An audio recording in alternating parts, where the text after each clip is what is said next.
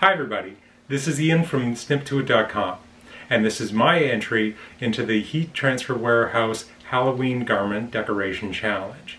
I'm going to show you today how I took this plain black t-shirt and these premium Siser HTV vinyls and turned it into this. My theme for the challenge was classic Halloween monsters, but I'm a child of the 80s, and so I had to include these guys right here, Freddy and Jason. In this tutorial, I'm going to show you how to layer Siser Sparkle and Siser Easy Weed over top of Glow in the Dark.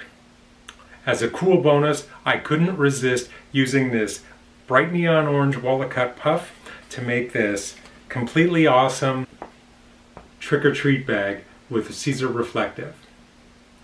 So keep watching. I'm going to take you step by step through everything I did.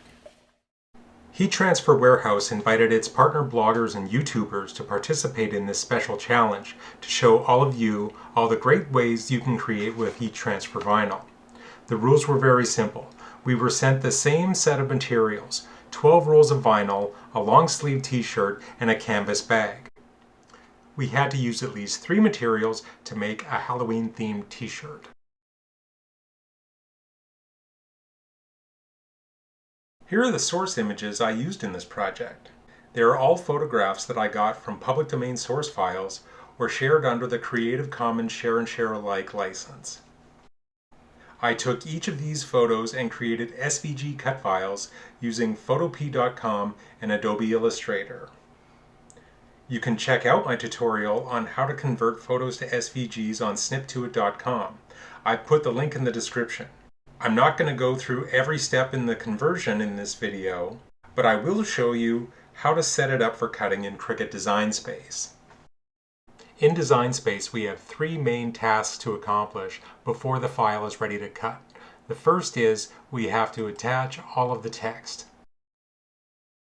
Highlight each text block and then click the Attach icon at the bottom of the right-hand sidebar. The next step is to weld each of the colored panels. Click each panel to highlight it, then click the weld icon at the bottom of the layer's sidebar. The next step is to resize the graphic to fit your t-shirt. My shirt is a 3XL, so I made the graphic 11 inches across.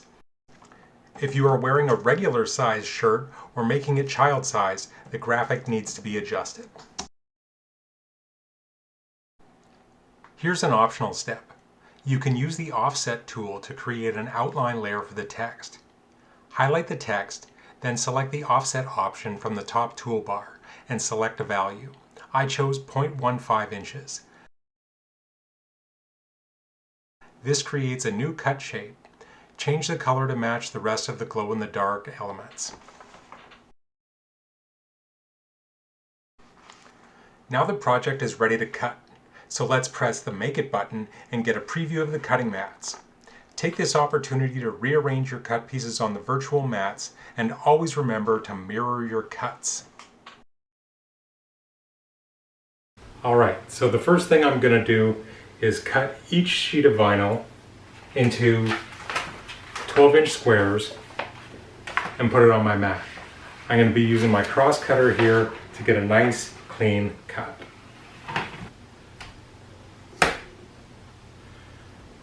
And cut.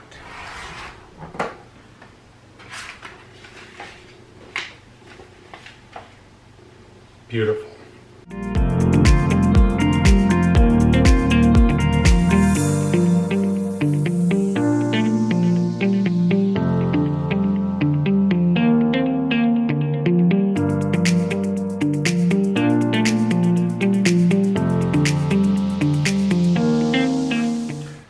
After the vinyl is cut, I'm going to lay the first sheet on the cutting mat. It's been said many times, many other tutorials, that when cutting HTV, you have 2 different sides of your HTV. You have the shiny side, which is the clear plastic carrier over the vinyl, and then you have a matte side, which is, this is your adhesive in its, room temperature state. You want to have the adhesive side up when you cut. So I'm just going to lay this down.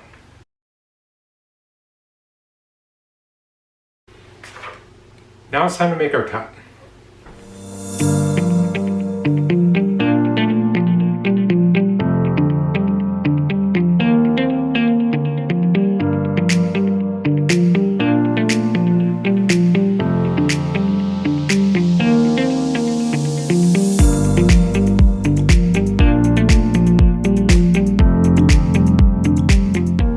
Alright, so now the cut vinyl is ready to weave.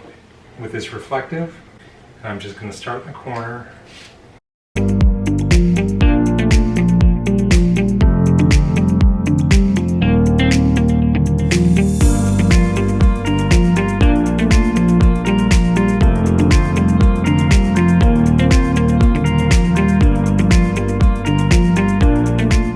There you go. I'm not going to bore you with everything. We're just going to skip ahead to the end. Alright, so all the weeding has been finished, and I've laid out every component on the shirt in the layout that I want. We are ready to press. I think this looks really good. This is going to be a really awesome t-shirt when it's finished. So the first thing we want to do before we get started is give ourselves a nice center crease down the length of the shirt to help us keep our design balanced and in the middle of the shirt.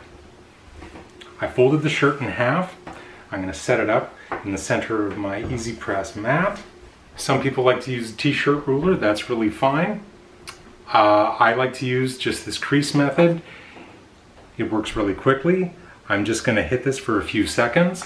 And because I've got quite a large design, I'm just going to go all the way down my t-shirt and just give myself a nice visible line all the way down the shirt.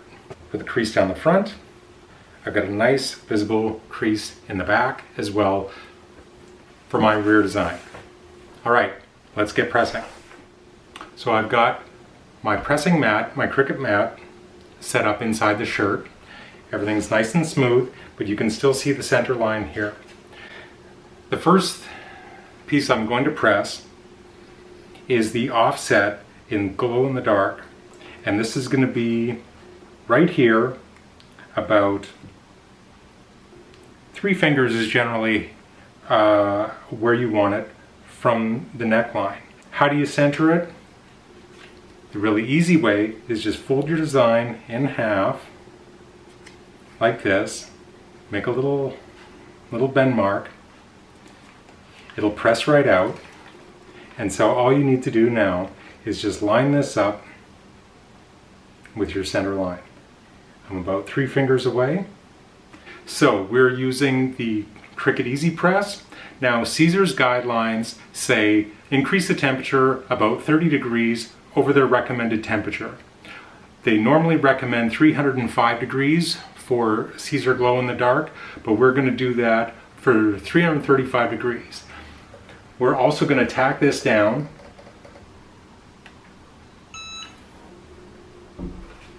I can peel this off, hot or cold.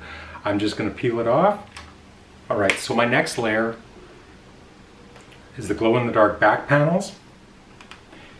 These are all attached, and so I'm just going to run these in the middle down the center line.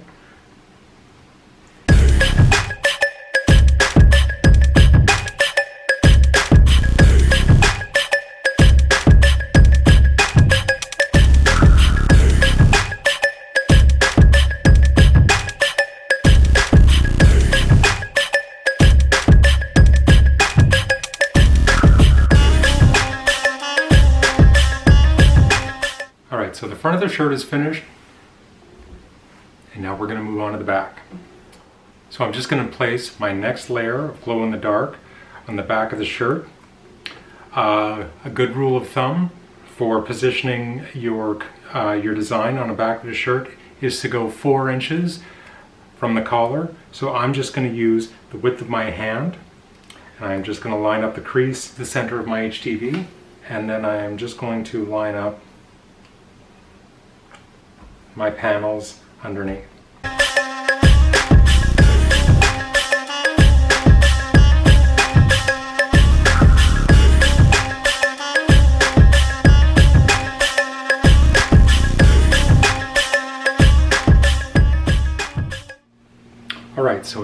to do the sleeves. Now, I've skipped a little bit ahead. I've already finished one sleeve here for you. This is being done in the Siser reflective HTV. And what I've done in order to line this up is I folded the sleeve in half, I made a crease mark, and then I rolled my Cricut heat mat into a tube, slid it into the arm as a padding so I don't get a seam mark when I press. Now, I measured about 6 inches from the cuff to the bottom decal, and then I've just lined each one of these graphics along the seam line. It's faint, but it's there. You can see that. So now I'm going to hit these for 335 degrees for 15 seconds.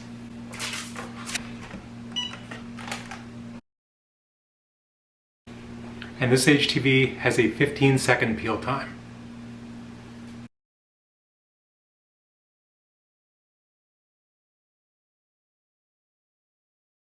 So we're just going to carefully peel this off more. And that looks really good. And that's how you put HTV on a sleeve. WALAKut puff was too cool not to use for this challenge. I thought it would be perfect to pair with the Siser reflective for a fun, bright, safety-conscious trick-or-treat bag for the kids. I'm not going to go through every step, but I wanted to share how cool it looks when you press the WALAKut puff. But just a note, I wish I used thermo tape to hold down the WALAKut. It doesn't have a very sticky carrier sheet, and I had problems keeping it in place during the press. Alright, so it's now time to press the WALAKut puff. And I lowered the camera angle and brought it in so you can just see how cool it is when this crazy neon stuff gets heated up. We're doing this layer last because it gets pressed at low temperature, 275 for 10 seconds.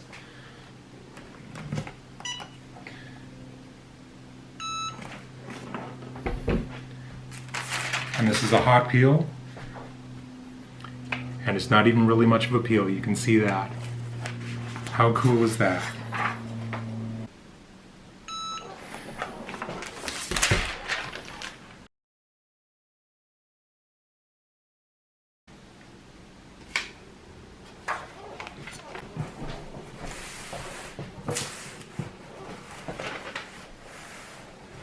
Whatever. It's not perfect, but it's for your kids.